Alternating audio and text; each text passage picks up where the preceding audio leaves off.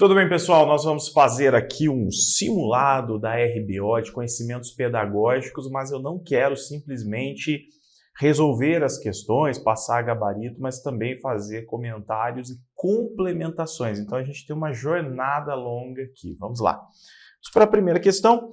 Aqui nós vamos falar um pouquinho do Vygotsky. Vejam, há uma tendência em se valorizar demasiadamente os conceitos científicos. Entretanto, esses não ficam isolados. Vygotsky dizia que outros conceitos também serão importantes. Sobre o assunto, considere as proposições a seguir. Eu vou resolver e, na sequência, a gente vai comentando, tá? Pontos importantes aqui dessa primeira questão. Primeira assertiva aqui diz o seguinte: as práticas educativas viabilizam ao aluno a apropriação do saber científico. Então, coisas que você precisa se atentar. Primeiro, ele está falando práticas educativas viabilizam ao aluno a apropriação de qual saber? Do saber científico, de modo a ultrapassar, a ir além, né, dos conceitos cotidianos, de modo a ultrapassar seus conceitos cotidianos. Então, basicamente, também não quero ficar enrolando, então, basicamente, para Vygotsky, nós temos dois tipos de conceitos. Vou colocar aqui. Então, conceitos ou conhecimentos ou saberes cotidianos e científicos. Como que nós aprendemos, como que nós temos acesso aos conceitos cotidianos? Esses aqui nós aprendemos espontaneamente, no dia a dia, espontaneamente. Poderia dizer ainda informalmente, tá? No dia a dia. Exemplo, na família, na comunidade. E os científicos? Nós aprendemos os científicos também espontaneamente, no dia a dia, informalmente? Não. Aqui nós temos conceitos, conhecimentos mais complexos. Para aprendê-los, o sujeito precisa da escola. Tá? Então aqui nós temos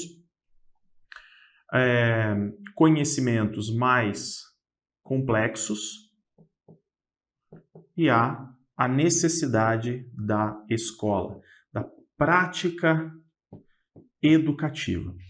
Um ponto que é muito importante, deixa eu trocar um pouquinho a cor aqui, é o seguinte: os dois são importantes, tá? Então, o sujeito ele precisa dos conceitos cotidianos para aprender os científicos, que são mais complexos. Eu tenho uma base aqui nos cotidianos. E uma vez que o sujeito aprende os científicos, ele consegue compreender melhor os cotidianos também. Então, há uma inter-relação entre ambos. Tá? São, obviamente, diferentes, mas há uma inter-relação entre conceitos cotidianos e conceitos científicos. E sim, uma vez que o sujeito aprende os científicos, ele deixa de ter essa visão limitada dos cotidianos, ele amplia sua visão de mundo, né? Parte para uma visão mais elaborada de mundo. Bom, então a primeira está correta.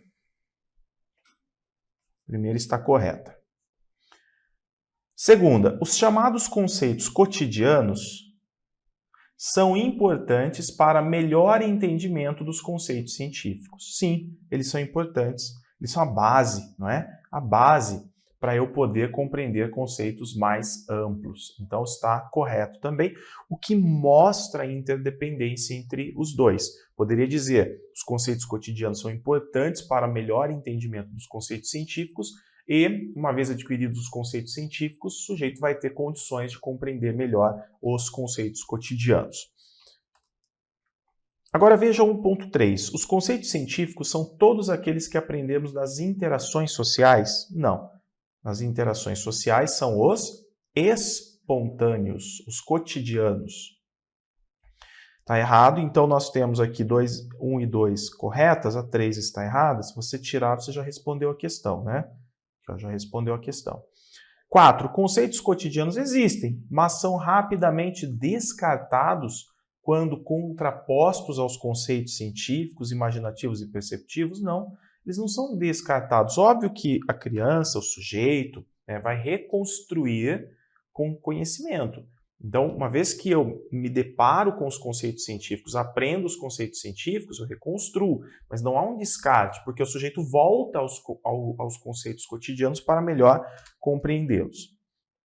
Conceitos são definições para o inexplicável? A gente utiliza os conceitos para justamente ter explicações mais adequadas da realidade, do mundo, dos objetos, não é?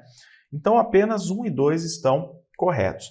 Mas, como eu falei para vocês, eu quero complementar isso, né? Então, para complementar, eu vou recorrer aqui a um texto que, se não estou enganado, é da Martha Cole, num livro organizado por José Castorina.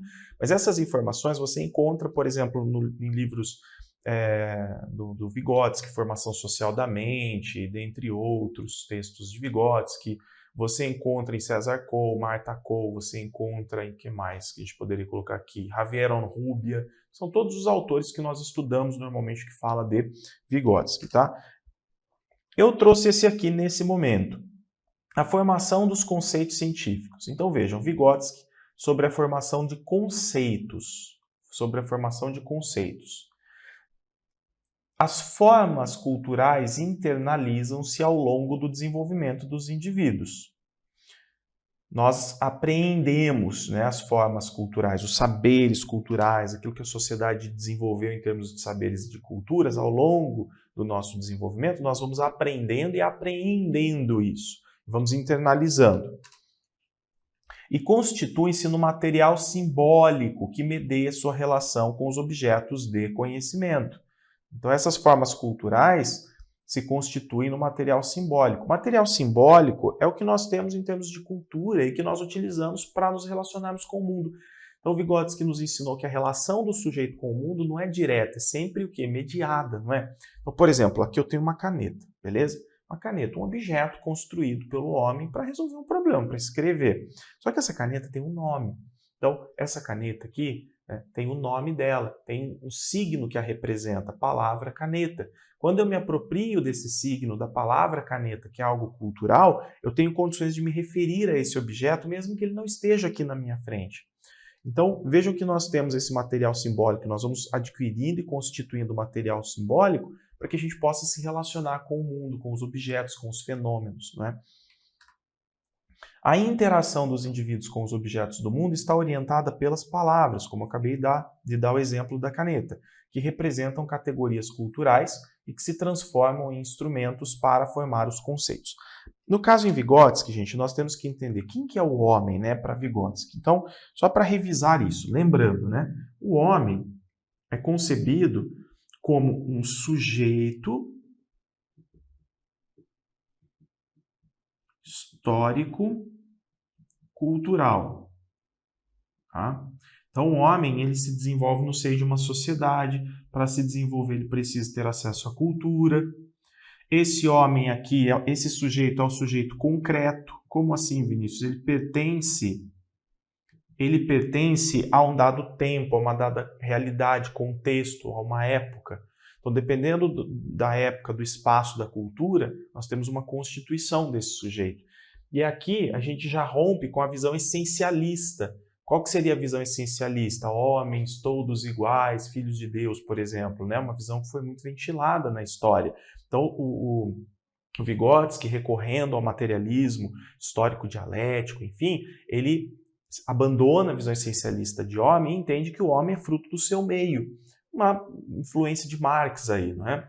Então, concepção, sujeito, histórico, cultural. Como que o sujeito se desenvolve, gente? Como que ocorre o desenvolvimento do homem ao longo da história? Então, quando a gente fala de desenvolvimento do homem ao longo da história, relembrando, então nós temos aqui basicamente filogênese, desenvolvimento da espécie ao longo, né, da sua história. Então, a espécie humana foi se desenvolvendo ao longo dos anos. Nós temos a ontogênese, que é o desenvolvimento do sujeito, que é, né, concebido. Ontogênese, ele é gerado no útero, está em formação, depois nasce, cresce, evolui até óbito, né? Então, filogênese, desenvolvimento da espécie, ontogênese, o desenvolvimento do sujeito no processo de vida dele. Poderíamos também falar aqui da microgênese, que é onde o sujeito se desenvolve, sempre no seio de uma sociedade, interagindo, consumindo cultura. Aqui nós temos a explicação do desenvolvimento do ser humano. Algo que é muito importante também em Vygotsky é o papel da atividade no desenvolvimento do sujeito. O que seria a atividade? A atividade, gente, é o trabalho. Então, o ser humano sempre se desenvolve atuando sobre a natureza. Na necessidade de buscar subsistência, de transformar a natureza, ele se desenvolve. Por que o ser humano cria instrumentos, comunicação, etc? Porque ele está interagindo e resolvendo problemas, né? Então, aqui a atividade, o trabalho, contribui para o desenvolvimento do ser humano. E foi a partir do trabalho ao longo do seu histórico que o ser humano foi se desenvolvendo, não apenas em termos culturais, mas também tendo conquistas orgânicas, biológicas, né? Aumento, por exemplo, do encéfalo, enfim, dentre outras aquisições que tivemos ao longo da história que fazem parte da espécie. Então, o conceito de atividade, de trabalho, é fundamental em Vygotsky. Outro ponto importante é a cultura. Então, o homem está inserido na cultura e na cultura nós somos produtores de instrumentos, instrumentos concretos, materiais, como, por exemplo, o machado, a caneta, dentre outras tecnologias, e instrumentos psicológicos, abstratos, como a palavra, signos, instrumentos psicológicos, que nós utilizamos para pensar a realidade. Então, aqui nós teríamos, por exemplo, os signos, as palavras, beleza? Aqui nos instrumentos materiais você poderia colocar um machado. Então, criamos instrumentos para nos relacionarmos com o meio, para que a gente possa interferir no meio e para que a gente possa se relacionar em sociedade. Maravilha?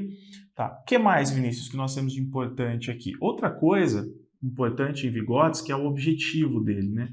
Então, qual que é o objetivo do Vygotsky? O objetivo dele é entender o seguinte: o ser humano, quando nasce muito parecido com um animal, com funções intelectuais elementares, primitivas. No entanto, o homem se humaniza, ele se diferencia. Chega um momento em que ele se diferencia dos animais. Por que isso acontece? Bom, primeiramente porque esse processo aqui de desenvolvimento da espécie dá ao ser humano um potencial biológico diferente dos demais animais. O ser humano, por exemplo, dentro de uma cultura, ele tem condições de desenvolver linguagem, etc. Os outros animais não têm.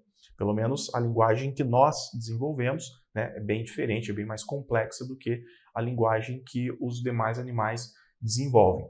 Então, o objetivo do Vygotsky é entender assim: nasce o ser humano, vou colocar aqui, ser humano, sujeito, nasceu o sujeito.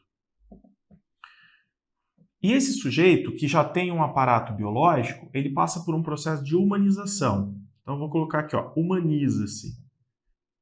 Esse sujeito humaniza-se onde? Na cultura. Então, para se humanizar, é necessário estar inserido na cultura. Agora, o que diferencia esse sujeito dos demais animais é que ele evolui, ele se desenvolve, na verdade, no seguinte sentido: das funções psicológicas ou intelectuais elementares, mais elementares. A criança, por exemplo, ela tem ali à sua disposição, quando nasce, o choro, né? Ela tem os primeiros gestos, a capacidade de sugar, são capacidades muito elementares apenas para garantir a sua sobrevivência, e ela precisa muito do adulto.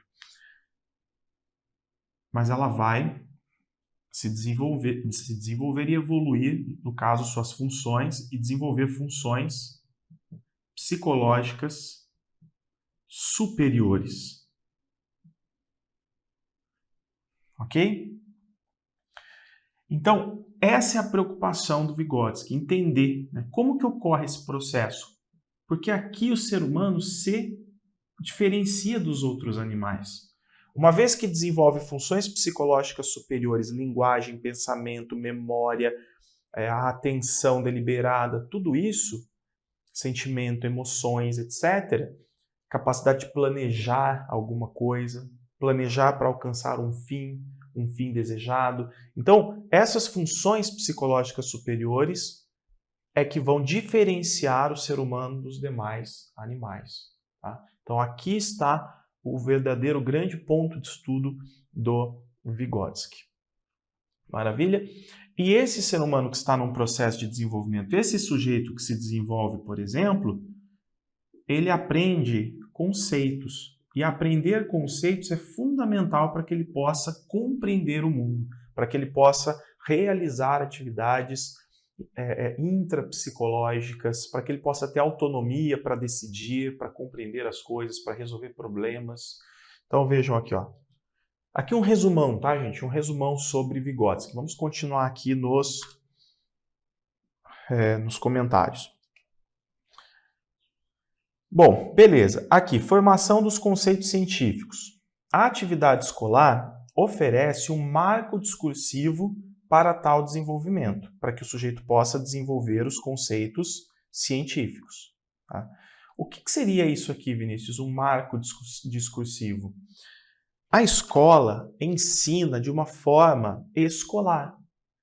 A prática escolar, a prática educativa é planejada. O professor traz para o aluno uma linguagem mais formal, uma linguagem mais direcionada para a aprendizagem de saberes científicos, com termos, já com conceitos sendo ventilados e trabalhados. Então, é uma linguagem diferente, o discurso é diferente. Enfoca a sua análise nos termos da relação de ensino-aprendizagem como formadora dos processos intrapsicológicos.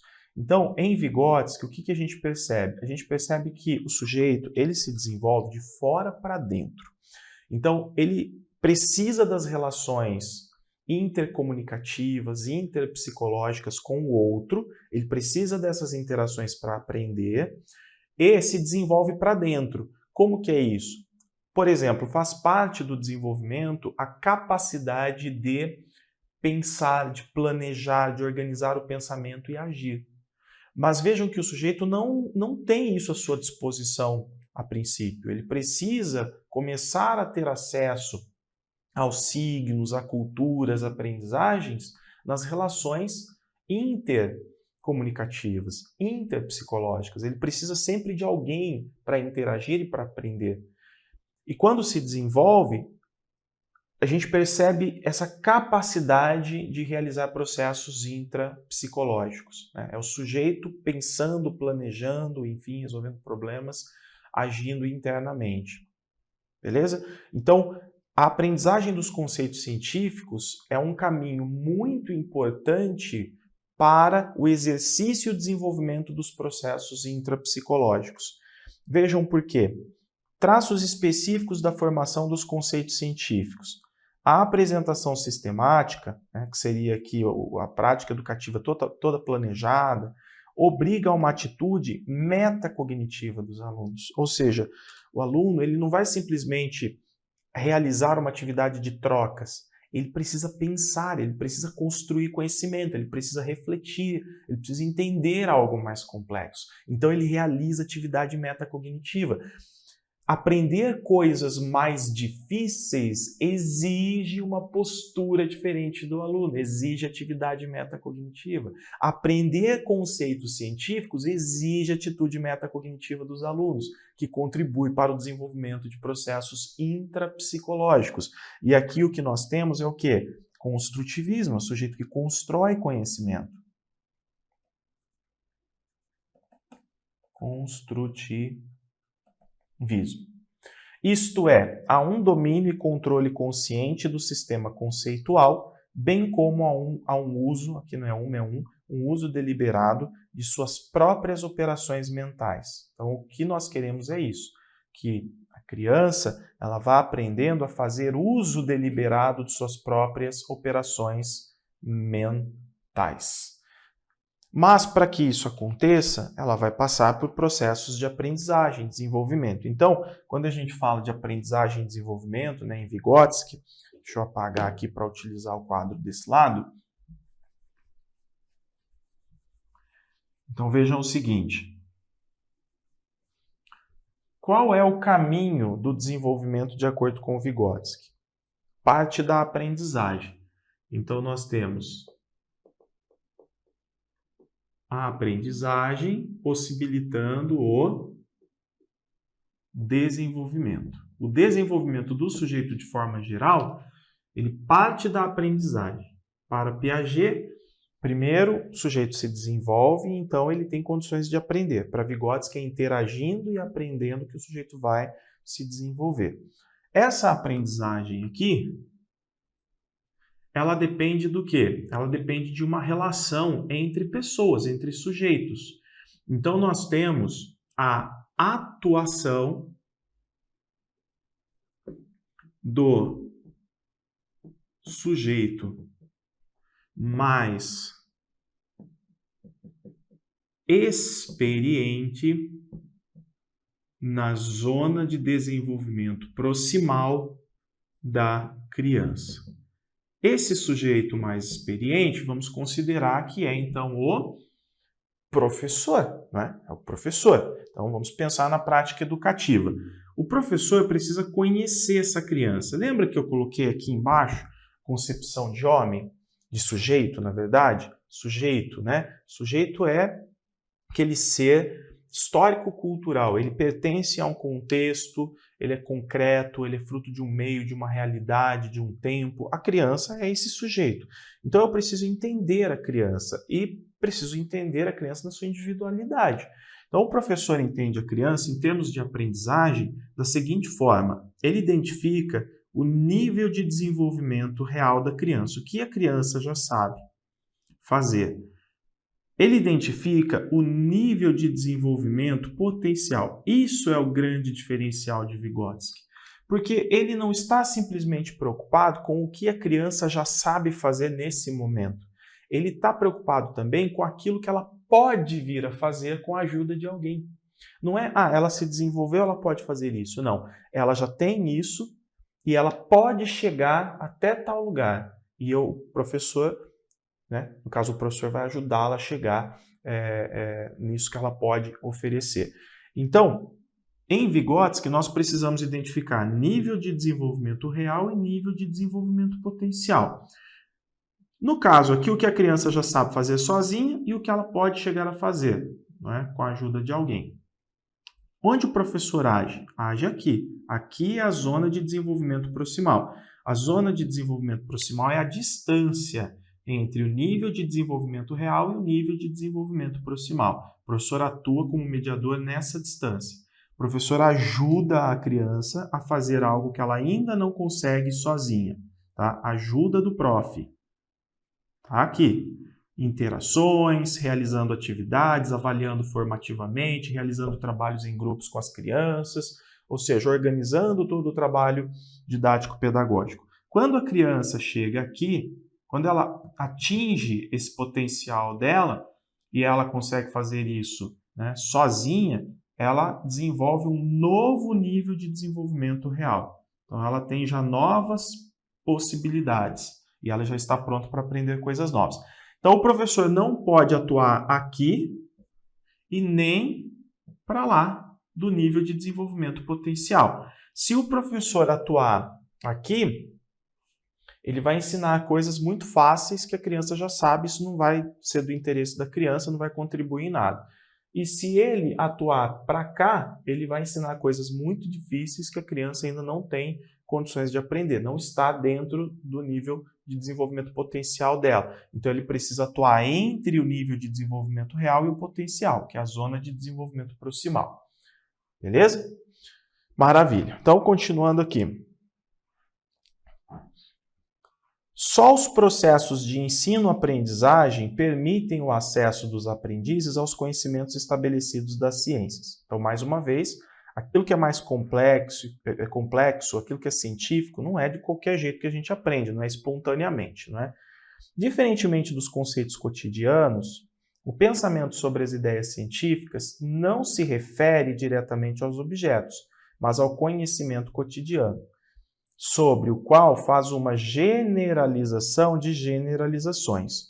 Se nós formos pensar bem, aquilo que é científico está, de certa forma, presente no dia a dia, mas a criança, o sujeito, não tem essa compreensão.